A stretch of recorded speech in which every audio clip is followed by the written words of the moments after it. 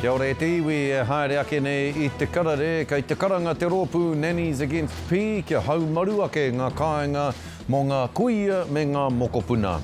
Kei te mahitahi ngā pārūrenga o mua o te pī me ngā pirihimana ki te tūraki I te horapa haeretanga o te pī ki tēnā kokonga, ki tēnā pitonga o te rohe o Kaitaia. E mahitahi ana hoki a papakura marae me te rōpū waiora kia mātua mārama ngā whānau Māori katoa kei te wātea tonu rātau ki te whakawhiti ki te rārangi pōti Māori.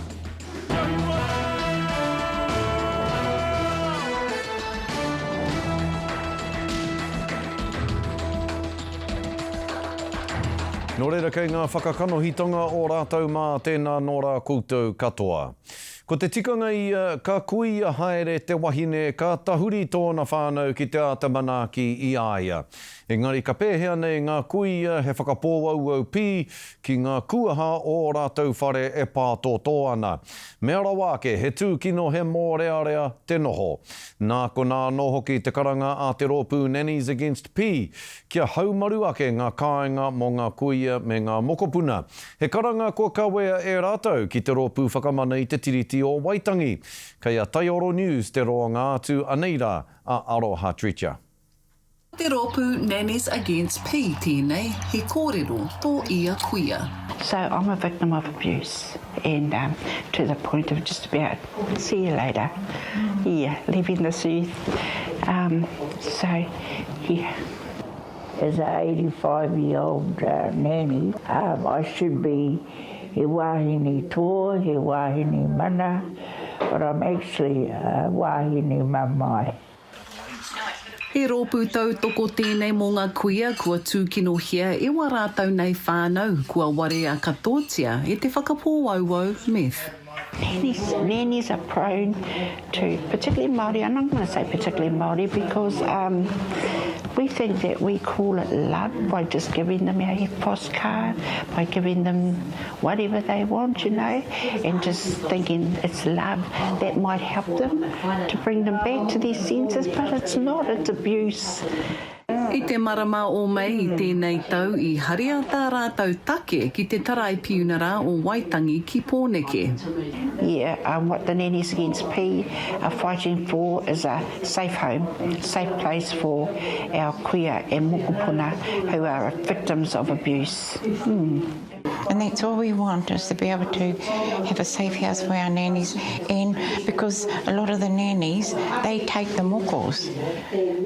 They take the mokos and they get, you know, threatened because the nannies can see what's happening. I nā e nei kei te tatari mo te whakatau a te tarai piunara, mena rānei ka whai tautoko rātau. Aroha Tricha, Taioro. Don't meth with whānau. Koe rā te whakahau e ahu mai ana I te rohe o Kaitaia. Kei te mahitahi ngā pārūrenga o mua o taua kai kino me ngā pirihimana ki te tūraki I te horapa haeretanga ona ki tēnā kokona ki tēnā pitonga o te rohe. Anei rā te pūrongo a Hārata Brown.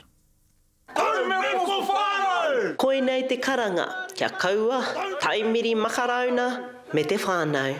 Don't meth with whānau! Our Don't Meth With Whānau is about whānau finding their own solutions, is about whānau being educated on the effects of meth and the things that are in their home and how it's destroying their home. So today we're just reconnecting with our whānau, telling them what services are out there and what sort of strategies are we going to be doing or making to the bigger pictures for us to get meth out of our town. I mau a Trinity Busby ki te korokoro o te parata. I iaiana koia te whakatauiratanga o te taka ki te he, te whakaraura mai iaia anō me te hāpai tōna anō hapori. I think we all know when someone in our whānau is on meth. Well, how do we hope to eradicate it? I think, and I'm just putting this out there, brothers, and no disrespect to anyone, but it's us working with the gangs.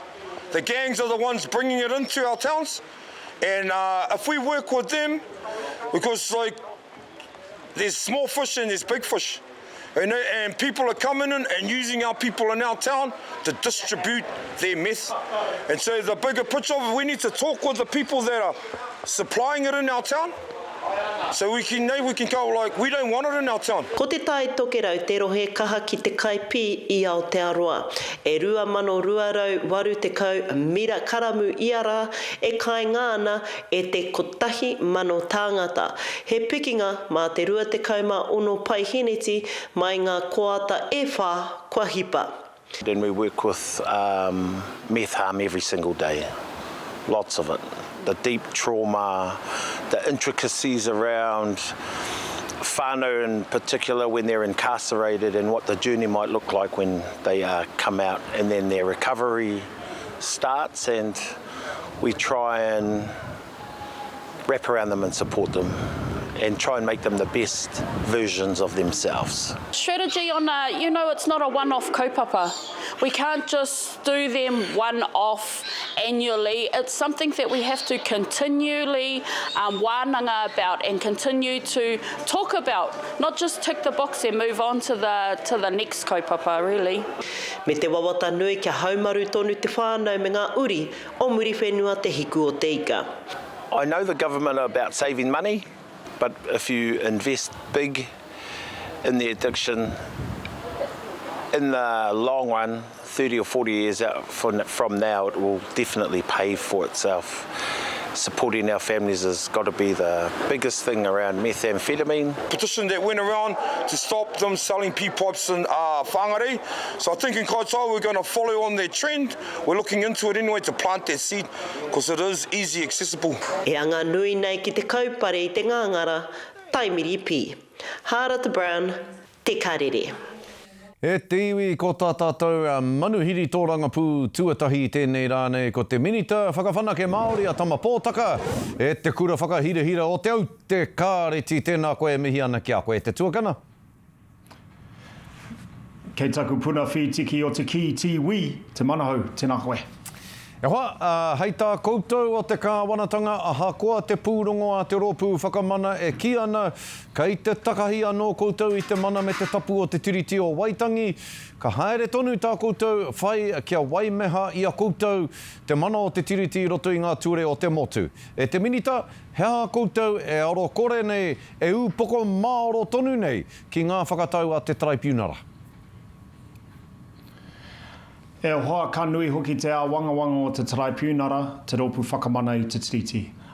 Me tō mātou whāinga matua, ko te whakahāngai, ko te whakatōtike hoki I ēnei whārangi mā tāpono tiriti. Kia kaua e rangi rua, te tangata, te marae, te iwi, te whānau, te kāwanatānanga rānganei ki tōna whakamaramatanga. Hoi anō, tāku e mea nei tēnei wā, kua kite hoki I tēti whārangi mā tāpono tiriti hou I uru mai I tērā wiki, ki te rarangi ture, arā te ture mo te hauora hinengaro. Nā reira, e mihi ana ki a minita Medusi, nāna hoki I ārahi I tērā whārangi hou e kaue nei I ngā mātāpono tiriti. Ko ngā kupu e whakamahia ane koutou o te kāwanatanga ko te whakahāngai me te whakawhāiti. Ko ngā kupu e whakamahia ana e ngā mātanga ki te tiriti e ngā roia Māori ko te whakangoi kore, ko te whakawaimeha. Ko ai kei te kōrero I te pono e te minita? E hoa kei ia te tangata tōna puki amakura. Me tā te kāwanatanga I raro anō I te mana whakarite. Me te kaura, te minita me te kaura, ko te kawe atu nei momo mahi. Hoa anō, kaore anō kia whakarurehia, e kore e whakarurehia I mua mai I te pōti. He kaupapa nui tērā kei te haere a te noema kei te tūnei. Ka pai tēnā whakamārama, e mihi ana kia koe tēnā whakamārama e kore te aha e te tuki I a koutou. E kōkiri hia rānei e koutou I mui te kōwhiringa pōti o te motu. E pāna ki tēnei kaupapa nei te tiriti roto I ngā ture o te motu. E hoa, he ruarua noi ho ngā rā e toi ana ki ngā kaipōti Māori. Kia whakawhiti ki te rārangi pōti Māori. Kei te tautoko rānei koe I te kaupapa kia whakawhiti te Māori ki te rārangi pōti Māori? Kei te tautoko ai kia whakaritea mai tō ingoa ki runga I ngā pōti me ngā rarangi pōti. Kia kaua e noho motu ake I te rarangi pōti. Engari ko tāku e mea ana, ki te kore koe e ura tū, hai aha mā tēnei āhuatanga ara te democracy ki Aotearoa New Zealand nei. Nā reira e tautoko anau, I te tangata e hia ana ki te pōti, aha koa ki whea tana rarangi pōti, tāku e rarangi pōti Māori. I tai atu hoki koe te minita ki te kāhui, ki te hui a ngā hea āiwi, me ki te wai paunamu. He ngā kaupapa matua I kōrero hia I roto I taua hui. Ai rānei I wero hia te kāwanatanga, koutou o te kāwanatanga e ngā hea āiwi, I a koe I reira. Ana māwatahi ko te Minita Pūtea Minister Nicola Willis I tai kotahi atu hei kanohi hoki mo te rōpū kahurangi mo te rōpū nahinara. Me tā mātou whai hoki I ngā manuka takoto nui I tau atu ki mui te aroaro te tangata. Me tō mātou tautokoti te haere ngātahi a te kāwanatanga me ngā rangatira a ngā iwi a ki te hāpai hoki te orititanga I te ohanga Māori me te oranga o te iwi Māori. Haunga tēnā, tō mātou mahi I ngā tau e toru ka pahuri ake nei. He wā kapiki, he wā ka heke, engari no mātou no tēnei kāwanatanga kaori koatu mo te whakapūtea I ngā marae, mo te whakapūtea hoki I te matatini. Engari, ki o whakaaro I pai te wairua o te hui, I pai te wairua o ngā kōrero, I wainganui ngā taha e rua, ngā hea āiwi me koutou te kāwanatanga.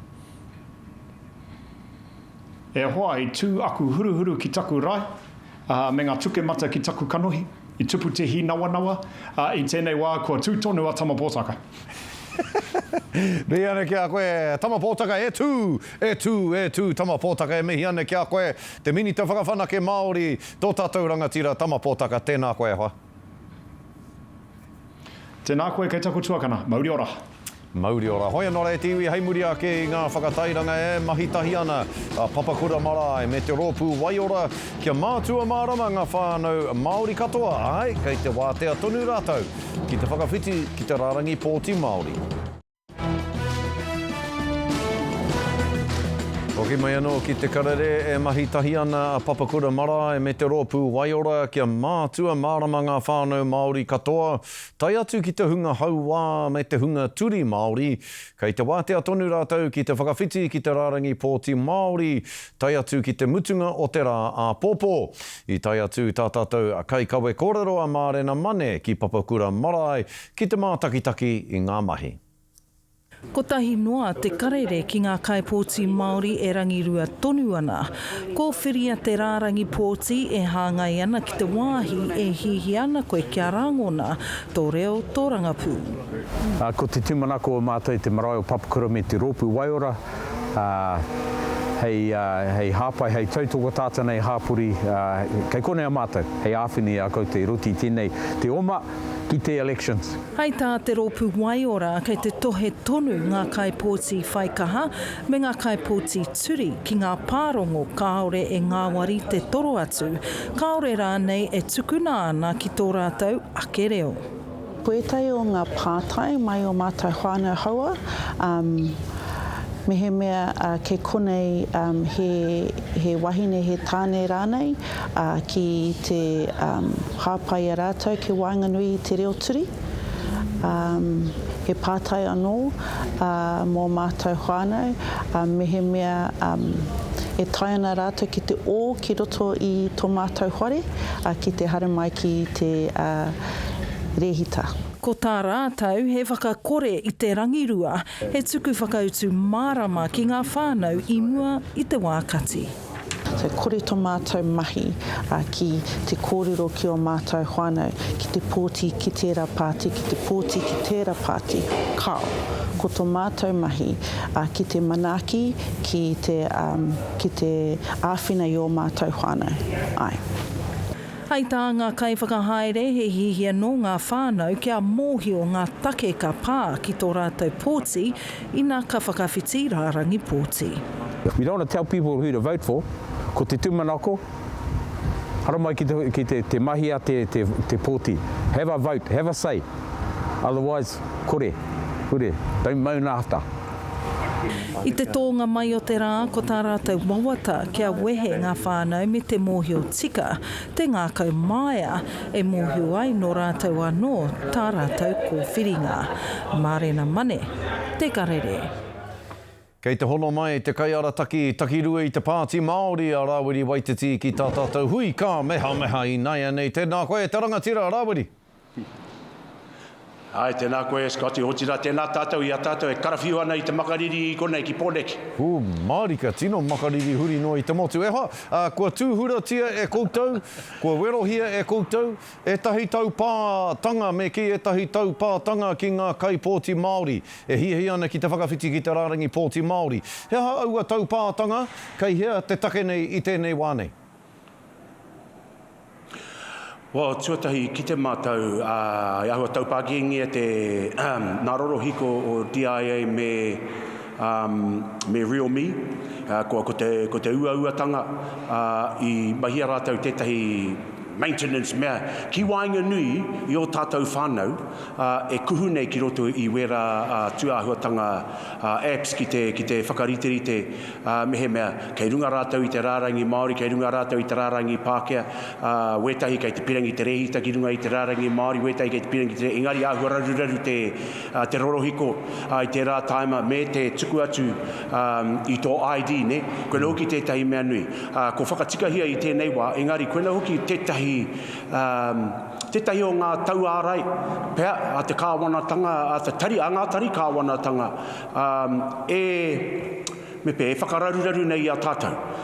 E hara ko tēnei wā tonu, ka tai ki te wā pōti, ka raruraru anu hoki te nuinga o tātou, ka tai ki te wā hi pōti eta. Kāre rātou ki te i o rātou ingoa, ko tini hea te rārangi, i tō rātou te rārangi i kimi hea e rātou, ko te nuinga, ko whakawhitia mai i te rārangi Māori ki te rārangi Pākehā, engari kāre rātou i rehita ki runga i te rārangi Pākehā, i rehita i runga i te rārangi Māori. Nore, koena hoki wetahi mea tino nui ki a mātou, me trai tunu. Hei te midnight apopo, kamutu. Kōti te rā tuahuatanga ki a tātou mo tēnei tau pōti, nore re hika mā ki a kaha ki a tātou ki te rehita ki runga i te rārangi Māori, kāre au mo te ana, be unapologetic, kāre mo te whakapāha ki taku hihia, engari ko tāku ki te iwi, me oma atu ki te wāhi pōti, hei te noe mawhitu e haere ake nei. Ai, Mārika, nei tātou e whakahau nei o tātou whānau kia hono ki te rārangi pōti Māori, kia whakawhiti ki te rārangi pōti Māori.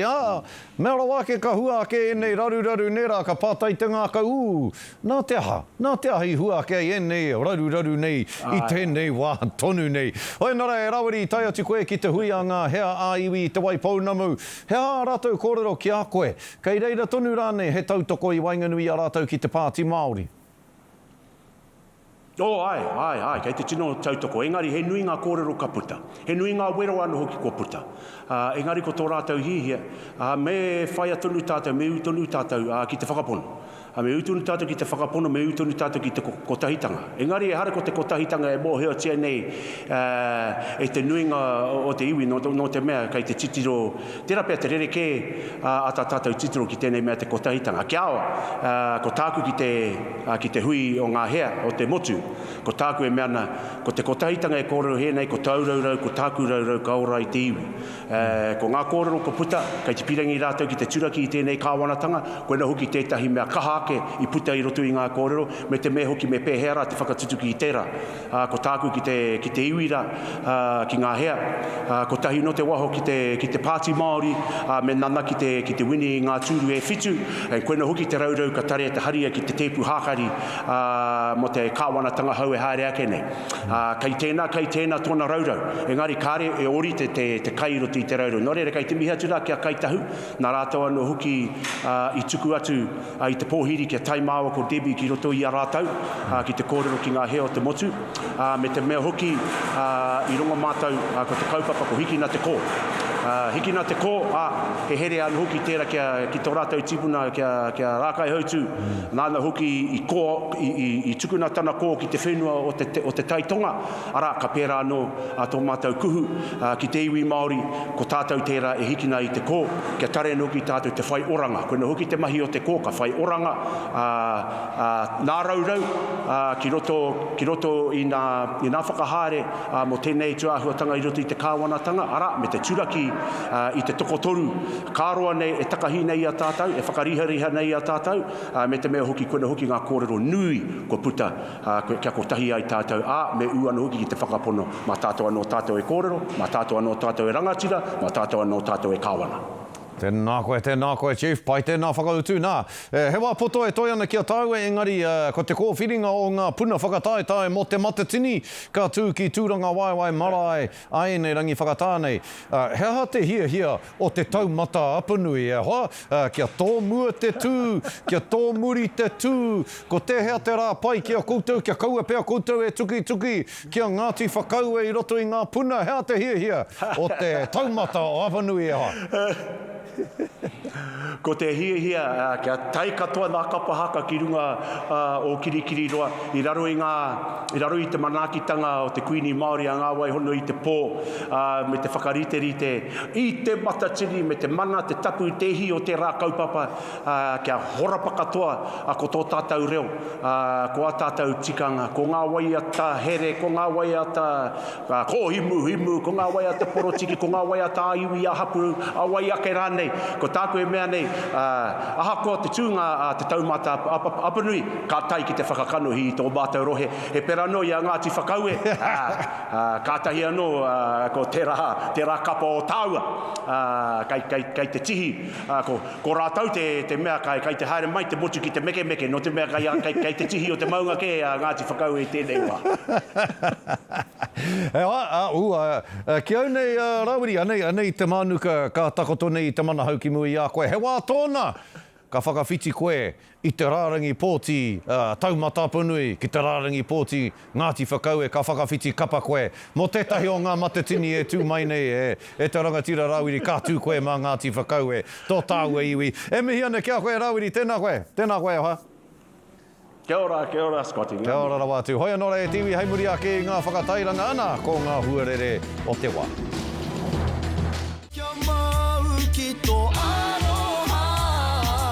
Hoi anō rei tiwi, e whai ake nei ko ngā tohu huarere.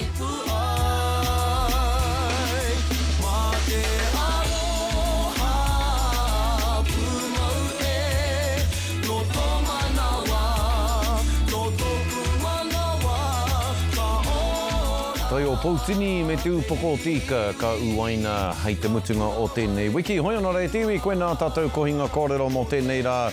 Te mihi whānui atu ana, kia koutou katoa tūrou, Hawaiki.